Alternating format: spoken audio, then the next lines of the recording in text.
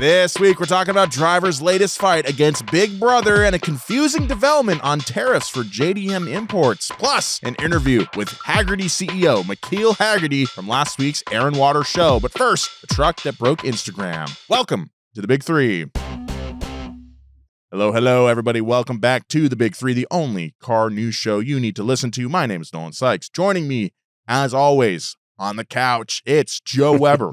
Hit me with that wah-wah. I was just going to get meatball subs. And Bart Bidlingmeyer. Good to be here. Thank you for having me. You're so I welcome. love those meatball subs. Have you tried them? Yeah, they're all right. How you guys doing? Good, man. Good. How you doing? I'm all right. Oh, Joe, yeah. I've got some news. You've got some news, Joe. I went to a Tuvan throat singing concert last week, Okay. and it was crazy as hell. It wasn't what I thought it was. If people don't know what Tuban throat singing is, will you? Tuva is a region in Mongolia, and they can open up their throats like didgeridoos, and there's a tone they create with their throat, and then they can split their vocal cords and create overtones on top of that and do up to 3 overtones. So they basically are singing like a whole chord with their mouth. That's human made. That's one person doing that. Hear the different tones. That's unbelievable. Wow.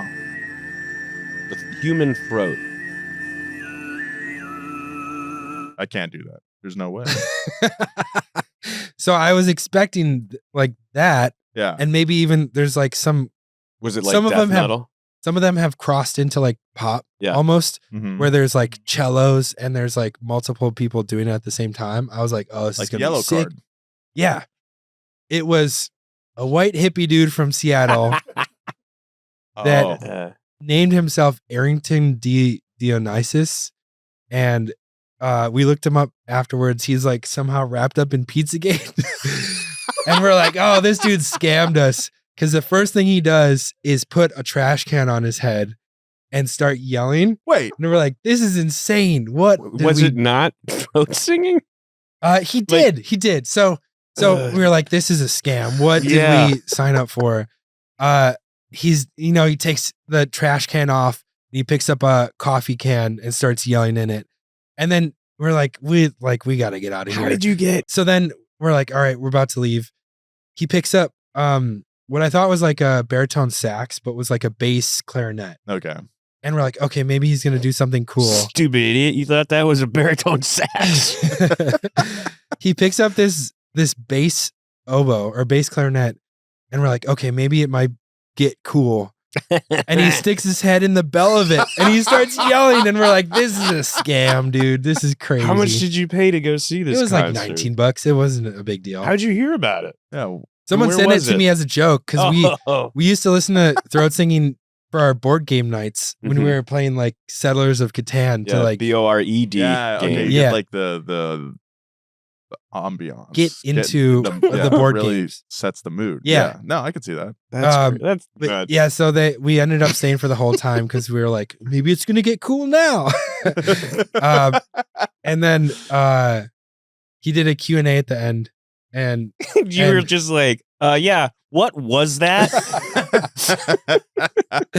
he did do one cool thing for like 2 minutes, and then it was like throat singing through the clarinet, and it was like it was like so sick sounding. But he only did Okay. it for 2 minutes out of the whole hour and a half. Hour and a half. Yeah. Oh my God. But in his Q&A, it just didn't add up because he was like, we're very coming into this, we bring our own spirits, but we're also wary of the spirits that are in LA. Interesting. And then people were Mm. like later on in the Q&A, he was like, they're like, so do you channel the spirits when you're doing the throat singing? And he's like, nah, I don't really think about that.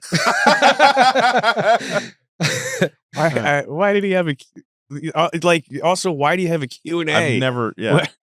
Sounds like a very interesting show. Yeah. It was the most LA thing I've ever done, and I'm glad that I did it because it's, Yeah. me and Dave and Waylon went to Oh, it, I and love- Deuce Oh, went to it. oh, And really? Deuce loves a weird show. Well, that sounds like a lot of fun. Should we get into some car news? Let's do car news. Yeah, all right. please cut that down too. I don't know Yeah. if there's anything you could cut. If Lego made a real car, it would probably look a lot like what new automaker Slate has been cooking up. The new Jeff Bezos-backed manufacturer just debuted their first vehicle, the Slate Truck. It's been blowing up the internet since. It looks cool. It is. What's nice about it is it looks like a truck. Yeah. It does. Right. It does. Yeah. Get some credit for that. Yeah. I don't think I've seen a lot of negative feedback on it. But I can't remember the first time that and we're about to bring some, Dave. No, I'm kidding. But anyway, here is the truck right here. It is a little boxy guy called the Slate. It comes in 2 flavors. You get the truck, and then you can add on a roof section on the back to make a 5-passenger SUV. It comes like in multiple flavors, Yeah. Nolan. Well, no, the truck is the only vehicle that they build, and then you can buy components like the roof to put on the back to make it an SUV. Like the first gen 4Runner. Yes, indeed. And there's also like a fastback SUV back, which has a more kind of like aerodynamic look to it. There's also one that's just brushed steel, and it kind of looks like a wedge. Yeah. No, It costs $120,000. No, so this is the only truck that only comes in that gray color. If you want to change the color at all, you do have to get it wrapped, which they will supply. They will do it. Either you can do that on your own, or they have, one of the big features that they talked a lot about in their reveal was the fact that these pre-cut wraps are available to get for your truck, and then you can apply it yourself. Although I would probably do that through a shop because wrapping is very hard. The truck is an EV, but the 2 things everyone is talking about are the price tag and the truck's seemingly endless customization options.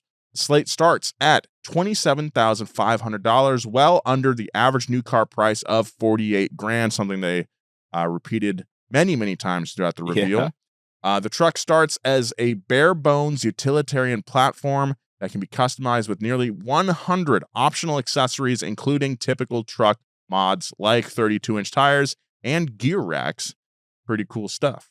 But the truck can even be converted into an almost entirely different vehicle with optional add-ons like open air rear seating, or you can get a fully enclosed SUV conversion. Guys, what do you think of the Slate Truck? I think it's pretty cool. I like that they're making something we've talked about all the time, where it's what happened to just make a a bare basic car. bones. Mhm. Yeah.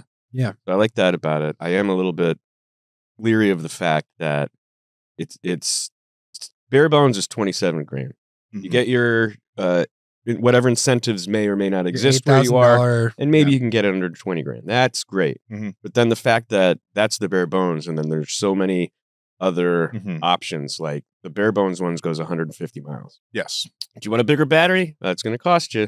And I fear that it's very much akin to perhaps a Pizza Hut 2-for-1 medium deal. And then you start adding the toppings, and you're like, holy shit, how did I get to 2 pizzas for $40? Yes. Yeah. So What even is a service charge at a pizza place where I pick up the pizza? That's why you got to go $8? Domino's.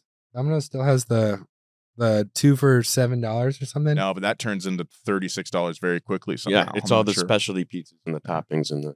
But you're right. Yeah, with 100 different customizations that they're talking about, or modules, I do wonder what the pricing is going to be on a lot of those. Are they completely proprietary? Are they only available through Slate? Or will you be able to get aftermarket customizations? Hopefully so, that don't mess with the functionality of the truck software or anything like that. I think it's cool that there's just an option to get this bare bones one, because a lot of people are going to get that one, and that's the price of base Impreza or like a Sentra or something. Yeah. And it's also very like it's already a truck, so you can work in it. You can have a commuter vehicle if you want. Only real drive. And you're not stuck with a bad infotainment center. Like the base one has roll up windows. It doesn't have a stereo. Hand crank windows. Hand crank windows. Yeah. And if you want to max it out for any reason, it's like getting, a maxed out Sentra for who would do that? I actually own a very basic truck with hand crank windows and manual Built locks, different. much like the Slate. And I will tell you that the hand crank does get very annoying after a while, as well as manual locks. I've noticed though your forearms are really starting Thanks. to come in. Yeah. So I am curious how many people would actually buy this and keep it completely basic. We are, I think, so used to those features. I mean, dude, power windows, that's been a thing, a normal thing. It's probably like 85 Sure. at least. So how much is it going to cost to put those power windows in if you wanted to? You know? I want to see what the top maxed out price is. We don't know yet. We just know what they're. So is there an option No, for they haven't. dual motor? It's only No, single they motor. haven't. They say they do not yet have plans for a dual Okay. motor. Right now, it's This just is rear-wheel drive. This is what I thought the Lightning was going to be. I thought the Lightning was going to be the Model T of EVs. And I think this is like the closest you can get to the Model T of EVs. Because it's only being built in that one configuration, the very basic truck where you get it in every... But then the customer has to pay for all the other options and install them either themselves or have it installed by Slate. So you only get... But even that, an SUV for $3,200. Yeah, not bad. But how much is it going to cost to have that installed by Slate? Because, if you don't install it correctly, one, that's a safety hazard. And two, apparently there are sensors on the truck that won't let you drive it if it detects that it's not been installed correctly, which I think is smart, obviously. You can't just that's a liability for them. At big liability. But so it's almost like the Model T if Spirit Airlines made the Model T. Sure. Yeah. I do want to know how comfortable it is. Because it does have there are configurators that you can make it like an off-roader, or you can make it like a lowered mini truck if you want to, which I think is sick. Yeah, it's pretty cool. And I really like how they marketed it too. They put these wraps on, like business wraps on it, and kind of just put them out in the open. They're just like fake businesses. There's like a taxidermy one. There's like, this is the marketing angle. And I think that's really clever of them to just like, almost like how Beyonce drops an album and doesn't hint at it or whatever. It's just like there. But I think this exists. You know what I mean? Once you get in somebody's brain like that, and I think it underscores the design of it, I think is very intentional to look like the trucks we all grew up with. Yeah, I think it's about the same size. I mean, on their website, they have like different size comparisons of different trucks, like F-150, Tacoma, and then like the one that it is the size of is like a Nissan hardbody from the 80s, right? Yeah. So that's pretty cool. Harkening back. I guess I'm just cautiously optimistic about this. Like I said, like the fact that everything is so, you can just buy this. Oh, you're missing an option. Just conveniently, we have it for purchase that you can buy this little module. We've seen how that affects other industries, and particularly tech with, Apple, of course, charging $200 for more RAM on your computer or whatever like that. And you can't install it yourself either. I don't know. I think the base price is very exciting, but I'm just kind of wary of everything else surrounding this. It is appealing to a lot more people that I wouldn't call car people. I got so many DMs from people that are in, I did comedy with, or, are not in this industry that were like, oh, have you seen this yet? Like, I think it's exciting to a lot of people who don't really know much about cars in general. And I think that's cool. As far as like a utilitarian truck, it's a little confusing because the payload is like 1,400 pounds max. The towing capacity is only 1,000 pounds, which is like whatever. But again, that's all the base. That's the base. But the bed, like it's 2 feet shorter than a Maverick, but has a bigger bed than the Maverick. So I think you're going to see a lot of videos of people like bottoming these things out and, like maybe overheating the motor or something. Smaller businesses like landscapers or, I don't know, just machine shops even, I think. Flower businesses. Stuff like that. I think this definitely could appeal to that, especially in cities like LA where down pillows. Yeah. Pringles. Windows. Sure, Windows, Pella. Shout out to Shenandoah, Iowa. Pella Factory. Pella windows, yeah. What would you guys get it wrapped in? What would be your perfect Slate truck? Well, they showed off a couple variations. You mentioned like the lowered street truck is really cool, but I also like the like open air kind of version where you take the doors off and have like the roll hoop in the back with just a roof but no sides on it. I think that'd be really fun here in LA, with the good weather we have. I think I'd do like a mini Rivian SUV, fully enclosed. Definitely the back seats for the babe. Then you could put your, I don't know, you're going to pick up art. You're not worried about people stealing it out of your bed. Pick I like art. it. You're going to pick up You the know, last painting that you Arthur McAllister. Okay. Thomas Joe gives him Kincaid. rides all the time. The range for the base model is only 150 miles, similar to the Nissan Leaf when it first came out. Slate advertises the prices as, quote, as low as $20,000, but this is assuming that federal EV incentives are applied. With this new administration, that's still up in the air. That being said, that might be an advantage of having Jeff Bezos on board. If there's some sort of commotion about taking away this incentive, Jeff Bezos can put his finger on the scale and be like, hey, They're already actually, trying. Everybody in the Yeah. industry is already trying. yeah, I know. Remember, Tesla mentioned, Musk mentioned tariffs at his earnings call. He kind of was like, It all comes back to the price. This is going to make EVs more affordable for the common man. And the way they do that is just make it as bare bones as possible, which is what we've been asking for. As I car think- people, just give us a basic car. it's easier for a startup to do these things, to make their own production in a way that can make a cheap car. Whereas if Yeah. you're a larger manufacturer, you've already have all of the way you do things, and to undo that may even make your cheap car more expensive. You know what I'm saying? So I think it is exciting that they're thinking about, their priority is how do we make a basic car. That is something they mentioned in the reveal. They don't have a paint shop in their factory, so they don't have to factor that into costs.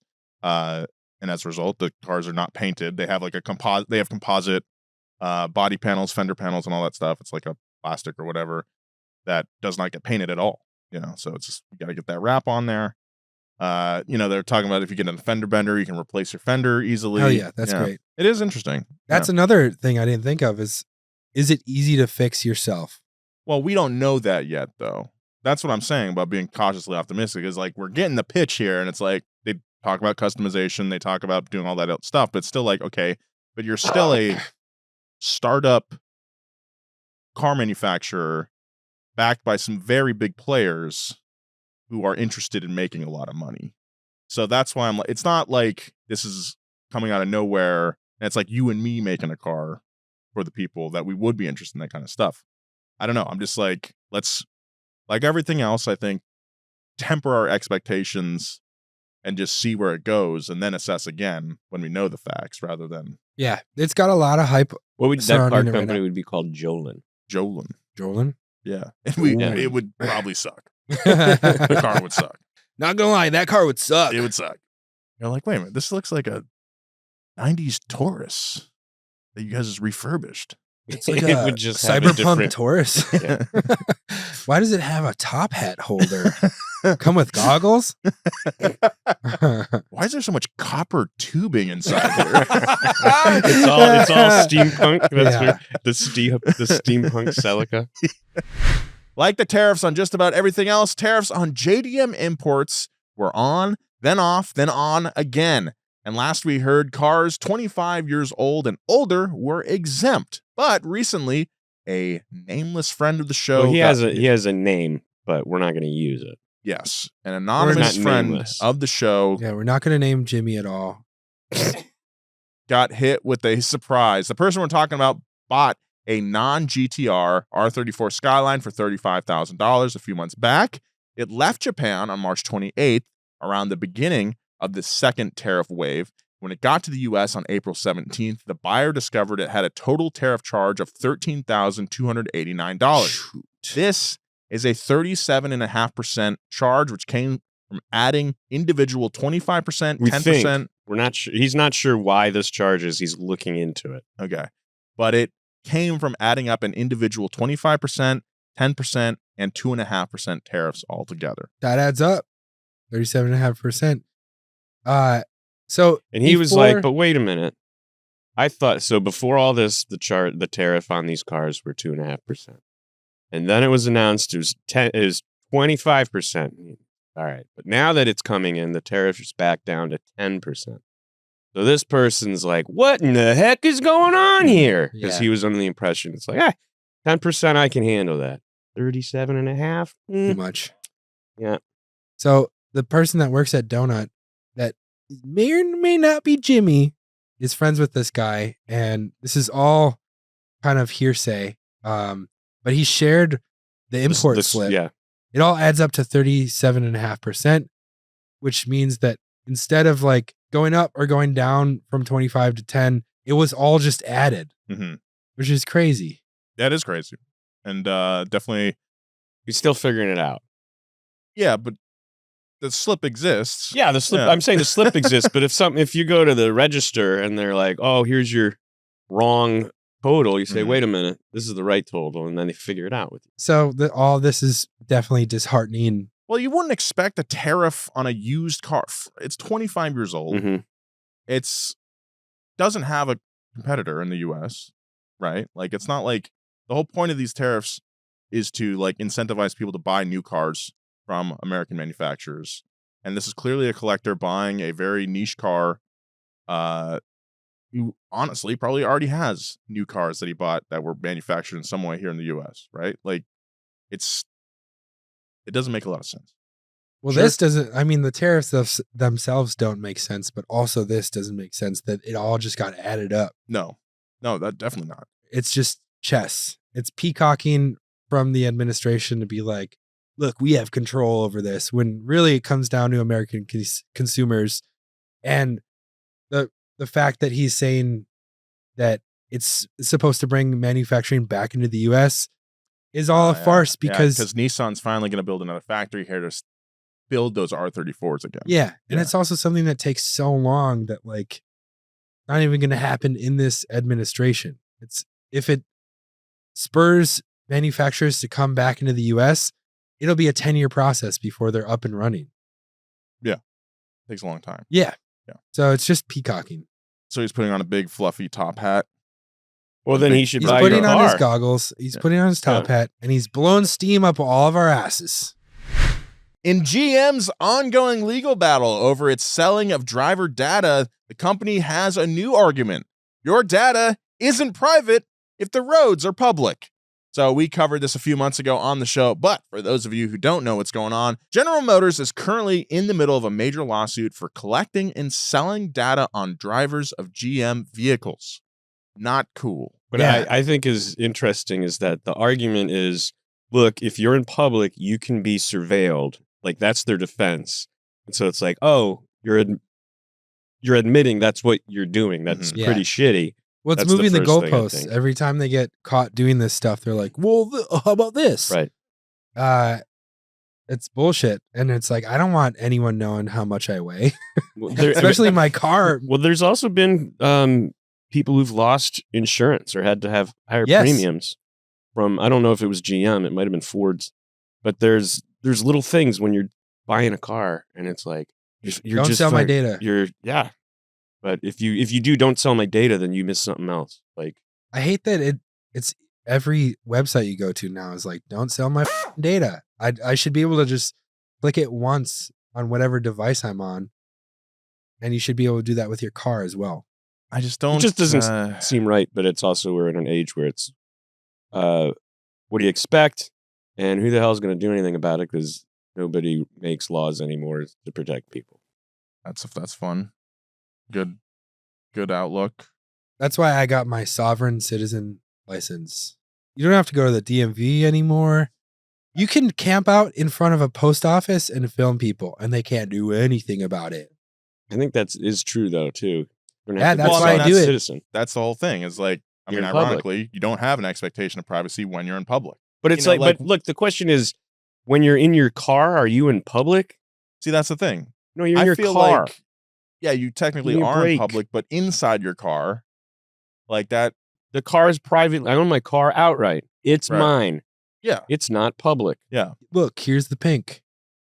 It is kind of like a blurring, we see this in gaming a lot, right? You don't really, if you're not buying a physical copy of your game or DVD or any other media, you're usually buying a license to consume it for a given amount of time before, the rights can go away, and immediately you don't have that in your library anymore. We're seeing that kind of seep into real world products like your car, this kind of wibbly wobbly legalese, to screw you in the end and sell your data so your insurance premiums go up. It's just wibbly wobbly legalese. It is, at the end of the day. It is. Yeah. And yeah, it's not, it's just like, but on that point, like, yeah, your car is in public when you're driving on roads, sure. But like inside, even though, sometimes you might be able to look in someone's window and see them picking their nose, that still counts as public. But, you're in a little enclosed pod. You would expect that to be your private kind of area. You'd expect that to be private. Like when you're in a restaurant in public and someone walks through the door, that's expected. Yeah. When you're in your car, if someone walked into your car, opened your door to your car, you would feel That's like assault, brother. Yeah. Exactly. Yeah. When like self-defense kind of like guidelines for your home applying the same way in your car. Oh, you could argue self-defense if someone opened your door. You can't karate chop GM's surveillance. Right. And that's a problem for me. Yeah. I would like to. Well, the difference between the video game analogy and this is like you're buying your car outright. And so you don't have a digital copy of your car. Right. Well, I do because I have a whole garage of NFTs and they're gaining value by the day. Nice. Yeah, your Joker Challenger NFT. You know what I'm talking about. You spent way too much money on that. It's one of one, dude. Did you see that Joker Challenger that I posted? It was a Charger, maybe. It sold at this Barrett Jackson or like Mecum. I can't remember what auction it was, but it was like $9,000. Like a pristine Joker wrapped. I don't think it was a wrap. It was paint, right? I think so. Okay. Yeah. Even better. That's like a $10,000 paint job. And it's selling for less than that? Yeah. That's crazy. So you were about to make a point about. I think he did the kick-ass deal. The whole point is that the Joker belongs on the Challenger and the Charger and no other cars. Great. I forgot to eat something this morning, so I might feel like my blood sugar is low. Yeah. Okay. In short, I think GM's gonna get away with this one, dude. We'll see, man. All right. A few of us went to the Air and Water Porsche Show over the weekend. Oh yeah, Joe, how was that? Yeah, so I went to the Air and Water Porsche Show and auction this weekend. The auction was held by Broad Arrow and Hagerty, and we got exclusive access to interview McKeel Hagerty from Hagerty Insurance. McKeel Hagerty of Hagerty. Yeah. Not Hagerty, like he's a Harry Potter character. Harry Potter Hagerty. Did he start the company? His parents did. Okay. And they started it as boat insurance in Detroit or, like Northern Michigan, whatever. And then they expanded into classic car insurance. And let me tell you, there's some cool classic cars there this weekend. I didn't think I was like a speedster guy. There's so many cool Porsche speedsters. There's a 356 Zagato speedster from like the late 50s that was so sick. You want to put on your white t-shirt, your jeans, your leather jacket. Yeah. Go James Dean mode. Go out for a drive. Not full James Dean mode. But like maybe like 50%. Like I work for Dropbox and I'm have a Thursday. I have a random Thursday off. Yeah, and I'm like leaving the Bay Area to go to that garlic town. You're going to Gilroy. Gilroy for the garlic festival. Yeah. Nice. And I'm taking the afternoon off. That's pretty fun. So I'm putting on my Arc'teryx jacket and I'm hopping in my Zagato Speedster. And I'm gonna smell when I get back because I'm going to this garlic festival. What a picture you just painted for us. I just saw that whole thing. Yeah. Yeah. Wow. Back to this Porsche show. It was very, very cool. I saw many a dream car. Well, we were out there as well too, weren't we? Yeah. If you guys don't know, we bought a very derelict Porsche that had been in a landslide for $800. Yes. We brought that out. We brought it out. We got a bunch of people's reactions to it. But that's neither here nor there. We got a really cool interview with McKeel that I'm really excited to show you guys. Let's get into it. Let's hear it. Wait for it. Everyone, get their ears ready. McKeel, thank you so much for being on the podcast. I really appreciate you taking time out of your busy schedule. Welcome to California too, by the way. We have kind of Michigan weather going on right now. Yeah, thanks. I brought some great weather for you, and it's great to be here. You know, it's my job. Bring the bad weather wherever I go. It's for anyone not watching this on YouTube, it's raining pretty hard outside, which is it's been sunny every single day this month except for this one day. But yeah, McKeel, welcome. Yeah. McKeel is the CEO of Hagerty. If you didn't put that together, McKeel Hagerty, you're the first CEO I've ever interviewed, so please go easy on me. Don't worry. We got it. You go easy on me, and we'll have a good time. No Because gotcha we get to moments. talk about the stuff we really like, which Yeah. is right behind us, I guess. We are in a hangar right now, an airplane hangar for the Broad Arrow auction, which is a bunch of Porsches. We are at the Air Water Porsche Show in Costa Mesa right now, and specifically this hangar is the Broad Arrow Porsche auction. There's like millions of dollars worth of very rare Porsches right behind us. You are a Porsche guy. I am, yeah, from the beginning. From the beginning, Yes. Tell us about your first car. Well, I'm pretty lucky. I love asking the first car story. It's like my favorite dinner party topic because, it makes people smile. I was just very fortunate that my first car was really cool. My dad was a car guy. I was tinkering with cars, restoring cars, but we were kind of more of a Ford family in a way wow. until somehow German cars kind of crept into the mix.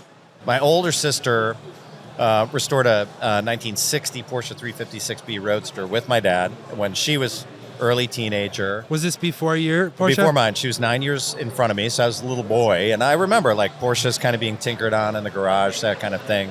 And so when it was sort of my turn coming along, kind of 11, 12, we started searching, local, just going through classified ads in the newspaper kind of thing. And my dad knew this guy who had a couple of old Porsches out behind his house. And it took us, more than a year to convince him to sell them. And so, yeah, sure enough, from right when I turned 13, the guy called and said, "Hey, I'm ready to sell. Come get the car." And it is a 1967 911S, which, for me at the time, I didn't quite realize it's one of the coolest early 911s you could ever get. And I still have it. And I paid $500 for it. That's incredible. Which I like to say is the only really good car deal I've ever made just because it was so cheap. And, I mowed lawns to pay for parts to restore it. And you fully restored it.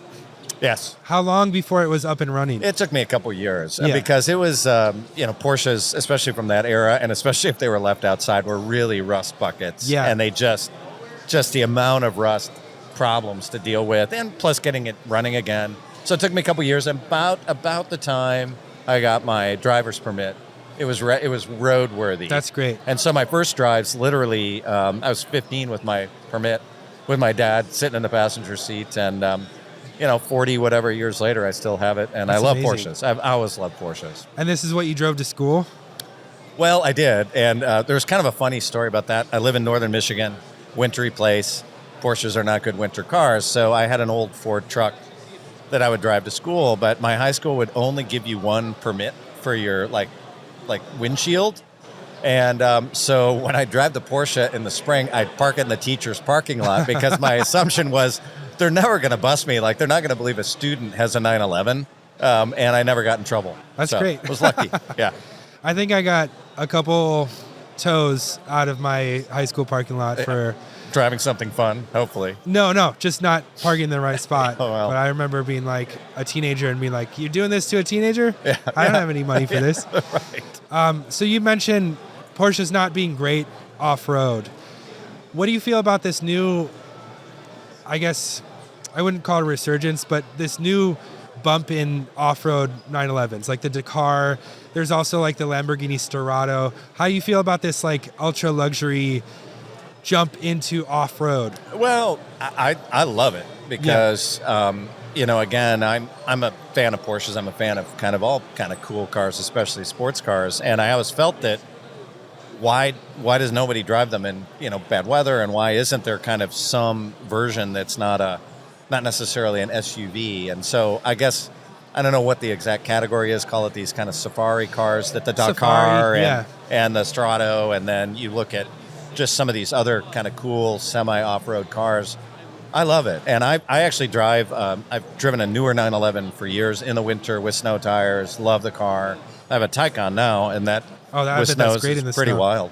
Yeah. It's pretty cool. So I think it's a new category, and I think in a weird way, because there's so much, we're in Southern California, lots of congestion on the roadways. I think a lot of people are just desiring a way to use a car differently. I think so, yeah. And who cares if you take it out on a dirt road or in the rain or in the snow? It's awesome. I mean, if you got $300,000 to drop on a car, you definitely have $20,000 to fix the paint when you get chips when you're driving, off-road and stuff like that. Well, or the stone chip becomes like a little witness mark. Badge of, a little badge of, you weren't, too much of a, wimp to drive the car. Why not go make it happen?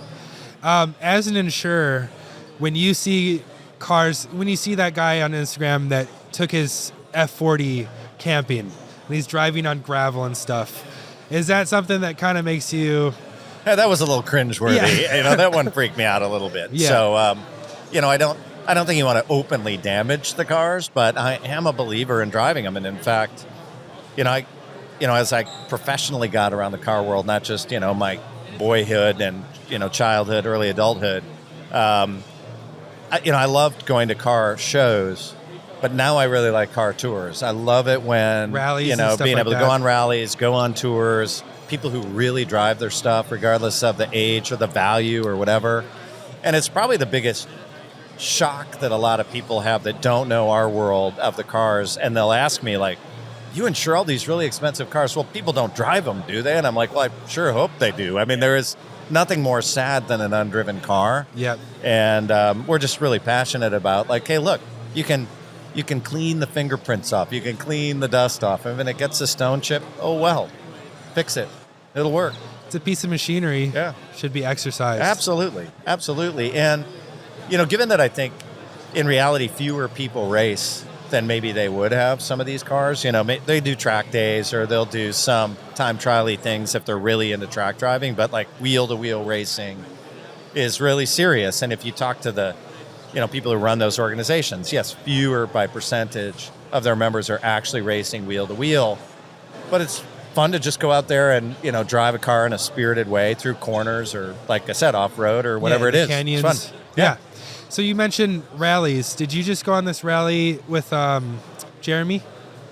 No, that was a different one. We do have a rally coming up starting on Sunday in Northern California called the California Mille, which is a 1,000-mile rally through, it moves around California, but it's a 33, 34-year-old event, and it's always been kind of early, kind of 50s, early 60s sports cars, driving, spirited, sure, legal speeds for the most part.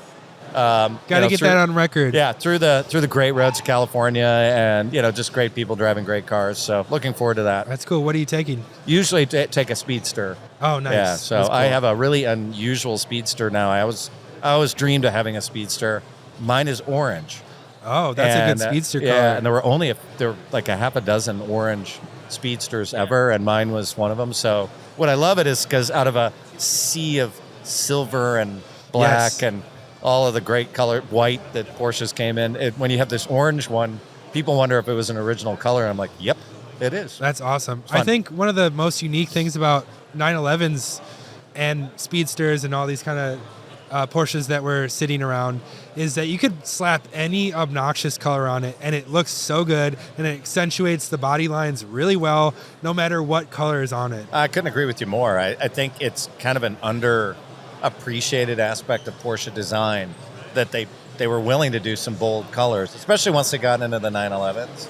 And you think of some of the great 70s cars with just wild kind of grabber greens and orange and yellow. Even the browns. Awesome. Yeah, the browns absolutely. are like some of my favorite 70s 911 colors. We had the only new Porsche my family ever had when I was growing up. My dad got a really good deal on a 1976 912E, which was kind of the one short era 912 was a 4-cylinder car. E was electronically injected. Yeah, there was the 912E. Yes, that's exactly so. Fuel injected, Einspritz, which is what's German for fuel injection. But what we didn't quite realize, my dad was colorblind, like completely colorblind. And I'll never forget, I'm sitting there like after school, and my dad comes in. My mom's name was Louise. Louise, you will not believe the deal I got on this car. And we walk out, and it is at the time it was like the worst yellow you've ever seen. Like not a good yellow, kind of like this weird orangey yellow, and then it had dark orange interior with kind of like the plaid door panels. It's like a McDonald's car. And at the time it looked terrible. And my mom and I are just like stunned. Like, do we tell him it's a really bad color because he's so proud of the deal he made on it?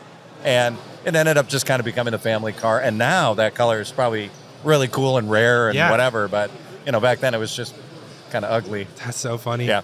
I also appreciate how Porsche took swings with the interior too, like the Pasha interior, the tartan, all that kind of stuff. Before it was really commonplace.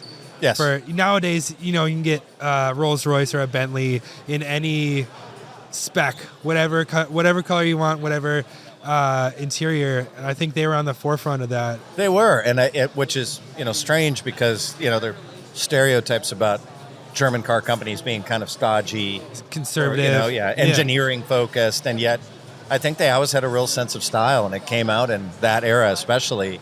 And when you look fast forward to like say Singer or some of the modern more interpretations, I think they built on that aspect of it. I mean, I love the Singers I've seen, like some of the coolest colors ever, and almost like they took Porsche and just turned it up a notch. Yep.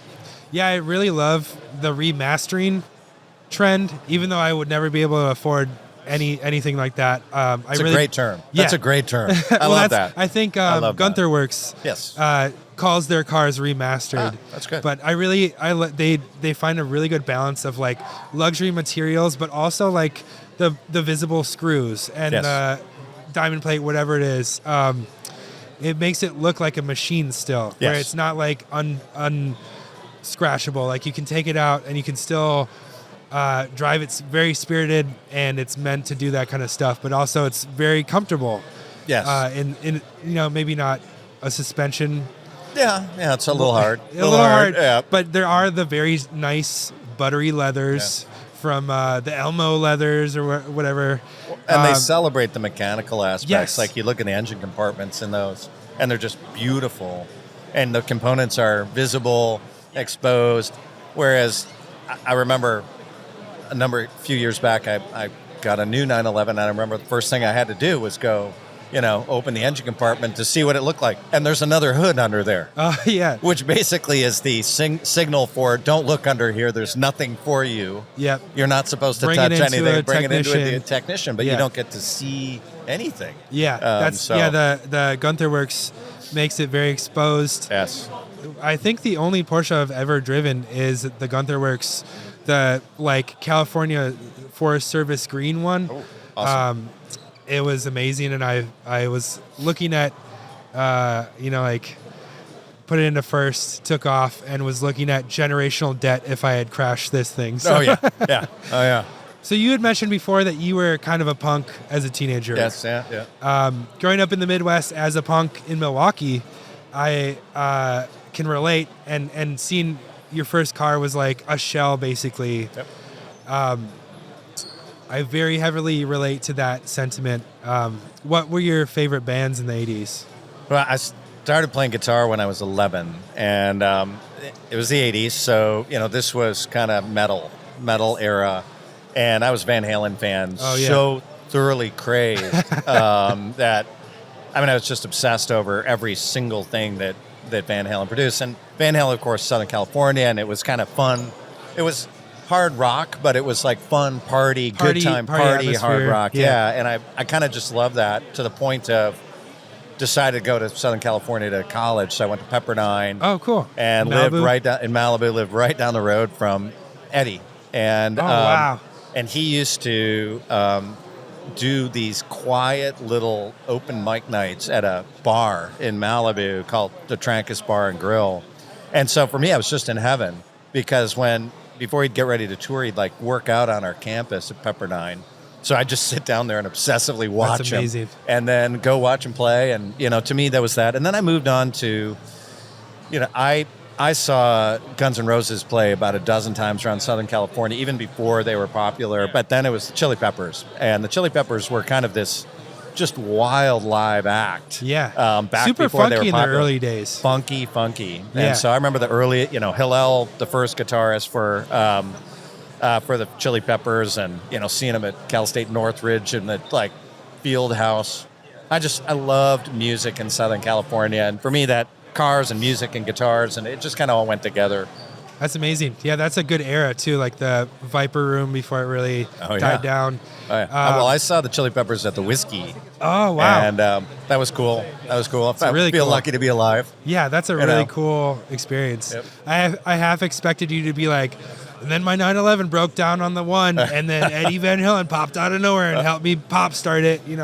Well, I will tell you, my dad would not let me bring the 911 to college. And it was really weird because my dad and I were we had this really cool relationship, and there's no way I was going to bring a Ford truck out there. Yeah. So my parents made me live in Southern California for 2 years without a car. They just said, well, just figure it out, which is awful, right? It's just for terrible. Pepperdine, that's pretty brutal. You have to drive everywhere. Yeah, from you literally cannot walk off the campus.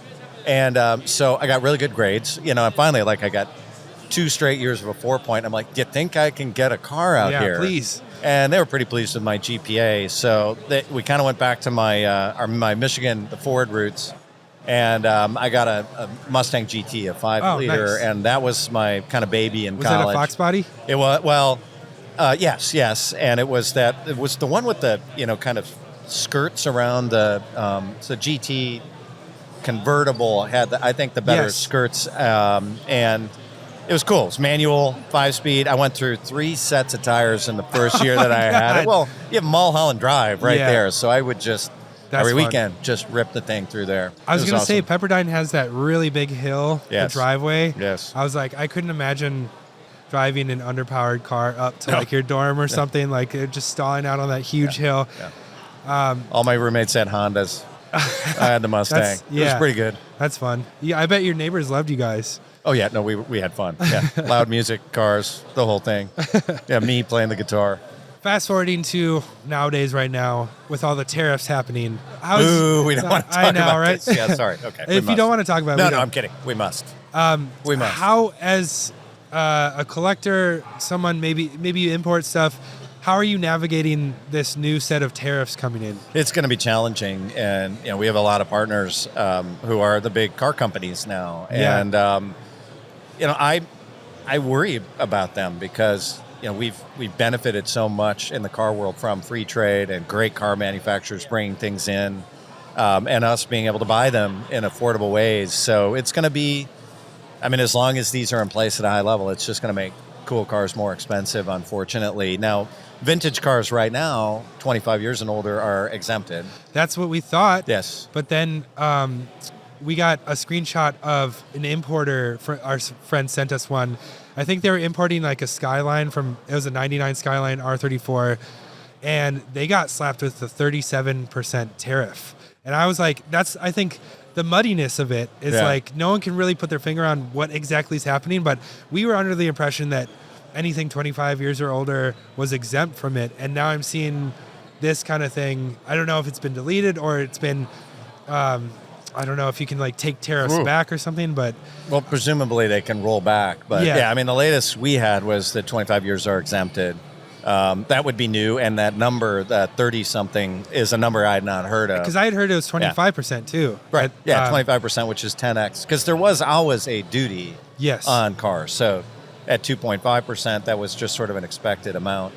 But 25% has been, people are freaking out about it. And so you think of cars that are behind us, or you think of buying a new roof or something like that, a couple $1 million car. You're adding a big price to it, and that's a really unobtainable car, but it will add cost to a lot of things. And, for people who are into aftermarket stuff, parts are not going to be exempt. It's just going to make everything. And so, I just hope there's some pause or relief or something. But right now, it is not a pretty picture.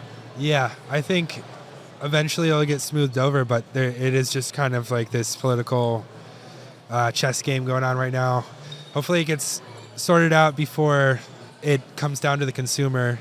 Your guess is as good as mine, but it's not great. And so you think of, think of the, your listeners here. I think of, like, say, the popularity of the BMW brand, and there's just been so many great enthusiast quality BMWs built. And granted, they built plenty of them. There are lots of them here. May actually drive the values of some of the vintage ones up, but it's just going to be more difficult out of a brand like that to get a 3 Series or whatever. I think it's just overall used cars, new cars, everything is just growing and at kind of an uncomfortable rate. And Yes. we're Yeah. just in the infancy of it right now. Well, and you add potentially high interest rates for newer cars. Most cars are financed. Yeah. It's just kind of a double hit. The average monthly payment right now is like $800 for a brand new car financed, which is like, how much more can people afford? On that note, I don't know if you saw the news of Slate, the new EV truck company that is supposedly with government incentives offering EV trucks for $20,000 or less. All U.S. built. I don't know how much of that. Obviously, like the battery components have to be imported. It's pretty wild. I mean, the story, I've only read about them. Yeah. And I think, what's interesting is what a stripped down, kind of basic vehicle it is to be able to achieve that low price point. Yeah. Presumably a lot of, smart, modern manufacturing techniques to get there. And, if you kind of look at the global automotive market and you look at, say, BYD in Yes. particular, I mean, they're just building epic electric vehicles for an inexpensive price They're point. leagues ahead of us. Leagues, and Yeah. in many ways, and they've got access to the supply chain. So for an American manufacturer to attempt this, I think is great. My view of electric vehicles from the beginning has been that, like, I do not treat this like some religious war. It's not worth it. They're here. They're going to be a part of transportation. As battery technology comes along and charging infrastructure comes along, they will be more and more viable. I have a Taycan, which is just wickedly fast, a little heavy, wickedly fast, but I think we're just going to see them. I also think we're going to see internal combustion cars for a long, long time. I think so too. And so I'm here to comment, Sure. not to take a position that's positive or negative, As someone who reads comments all the time on YouTube and Instagram, I think it's weird to be so staunchly ICE or so staunchly EV. Like, the middle ground is great. Yeah. Hybrids are great right now. It's Well- weird to just like pick a side. Yeah, I mean, truly.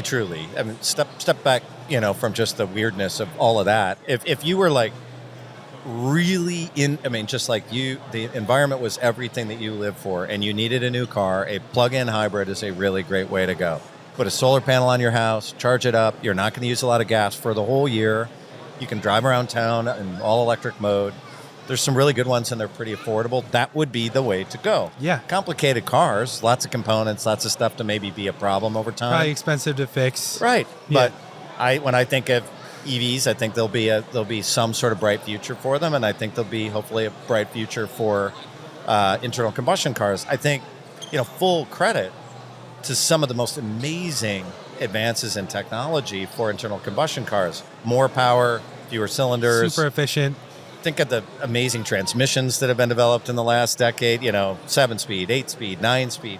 And like, they're just making great performance internal combustion cars that are more efficient, just awesome in my view. So it's just a big world. I kind of like them all, or I find value in all of them. Yeah. So why, I don't understand the vitriol. That's a great point of view to take into it. I think we are running out of time right now. But what should we hit? Last thing I want to ask you, we are at this amazing Porsche auction right now. Is there anything in this room that you're super excited about and you might bid on? Oh, it's dangerous for me to bid at auctions. So I tend to sit on my hands at these things because and I have bought cars at auctions, but I really do the research. Always my recommendation. If you're going to buy a car at auction, do your research. And if you're not sure, bring a friend who really knows because, you can buy. It's difficult, and especially when you get excited around the bidding. The cool thing about this is the second year running these, an all Porsche auction is a cool thing because I don't think there's been a single car on the rise more than Porsches. It's a big enough world that will support an all Porsche auction. So you see great 356s. There's some great 911s here, 918, Carrera GTs. Of course, I think the belle of the ball will be the Yellowbird roof. You know, I didn't even see that. There's a real Yellowbird here. What number is it? The lot number I'm not sure, but my guess is, that'll be a $4 or $5 million car. Jeez, that's crazy. I was talking about because I've seen. Oh, do you need me to get you a bidders paddle? No. We can get you. You just said you want it. My wife's gonna kill me. I bought a Yellowbird, and that's it. That's all we'll ever have. Yeah, that's an expensive car. But even to see a Yellowbird is rare stuff. It's super rare, and I'm sure probably one of the only times for most of the people in this room to see a genuine Yellowbird. Yes. I didn't take myself as a speedster fan, but there's some amazing speedsters in this room. The Zagato 356 in the corner is amazing. This X88 or X86 or something, the 94 yellow one. One of like 84 different versions of it. 94 Turbo is amazing. I just wish I'd brought my wallet. I'm going to have to borrow Audrey's wallet if I'm going to bid. Well, there's one Porsche that left the family years ago. When my dad got into Porsches, he kind of went crazy with them. And when I was in college, he bought a gray market 76 Turbo. And that was when they were actually called a 911 Turbo before they were kind of the 930s. What market did it come from? It was a German car. Okay. And it was originally painted pink with chartreuse interior. What? When we got it, it had been painted dark green. Oh, no. But it was just kind of the family turbo. And now, of course, those early turbos are just, rarer than hen's teeth. Yeah. And I so wish that had not left the fold. But, oh, no. Someday I'll find another one. But you still have the original car that you helped build. My 911, yes. That's amazing. That's such a cool story, and I hope you hold on to it forever. Oh, yeah. No, that one will. Yeah, I tell my kids, like, hey, be sure, whenever my funeral is, I hope it's a long time in the future, drive that in the funeral procession. Somebody has to because it'll be with me forever. The sad thing, though, is when people say, well, what's your favorite car? And I'm like, well, my favorite car will always be my 911. But, the real question is, what's my second favorite car? Yeah. And that's whatever is next. Whatever the next one is. So whatever you buy. Yeah, whatever you buy next. And you get excited about it. And I like all sorts of cars. So anyway, thanks for what you're doing. This is awesome. Dude, thank you so much for having us. And thank you for the tickets to Motorlux last year. If there's anything that you want to plug right now, now's the time to do it. Well, it's pretty exciting to be here at this Broad Arrow auction. They're doing a great job. I think kind of setting a new standard for how auctions can run. We do fun cars like this, like the Porsche auction. And you mentioned Motorlux, they'll be doing a big auction there. And our very first European sale is coming up in May. Wow. At the Villa d'Este Concours on Lake Como, which will be, I guess, Aperol spritzes all around or whatever it is they have on Lake Como. I'm not really sure, but it'll be really fun to see their work. Yeah. And, look, we're just, despite all the challenges of things like tariffs and different things going on, wildfires in LA, we're just still really bullish on the car world, and I'm so excited that the next generation of people are interested and rising up and buying cool cars. So we'll be here for you. That's awesome. That's really cool to see your enthusiasm come out. And I'm going to go check out this auction. So let's go get you a bidder's paddle. Yeah, first of all, we got to go get you a bidder's paddle. We're going to spend all your money. Yeah, it'll be awesome. I can't wait. I'm sorry. Yes. Cool. See you back in the studio. That was my interview with McKeel. I feel very privileged to be able to talk to him about this kind of stuff. And, he's not just like this CEO dude. He fixed his car up, fixed a $500 Porsche up in the 80s and got it running. And that's his most prized possession. Still has it. That's cool. It's like awesome. And he's never going to sell it. So cool. That's really cool. Well, good job, Joe. That is our show for this week. Thank you so much for tuning in. Give us a like and a follow if you haven't already. If you feel like doing that, it means a lot. Or a review on the podcast platform of your choice. We do check those out. And there's no reason why you can't do both of those. Well, don't pressure them. Do it. Go check out our other podcast, Past Gas. It's a history show. This week we're talking about Max Orito, a legendary Japanese driver really stoked to have covered that guy. Jimmy's on that episode, is he not? This is a really good episode. Jimmy just goes crazy. Jimmy goes crazy. If you want to hear Jimmy go crazy, check this episode out. I love doing Past Gas, and we're having fun with it. It's a good time. So if you've never listened to Past Gas, check that out. Follow us at Donut Podcasts on Instagram and our personal accounts. You can follow Bart at BidsBardo. He can teach you about the pick and roll. Follow Joe at Joe G. Weber. Follow me at Nolan J. Sykes. Big thank you to our crew. We got Mark, Audrey, and Edgar behind the camera there. Right behind you. Right over there. Right behind you. The other side. Promise you. And we will see you next time. Bye.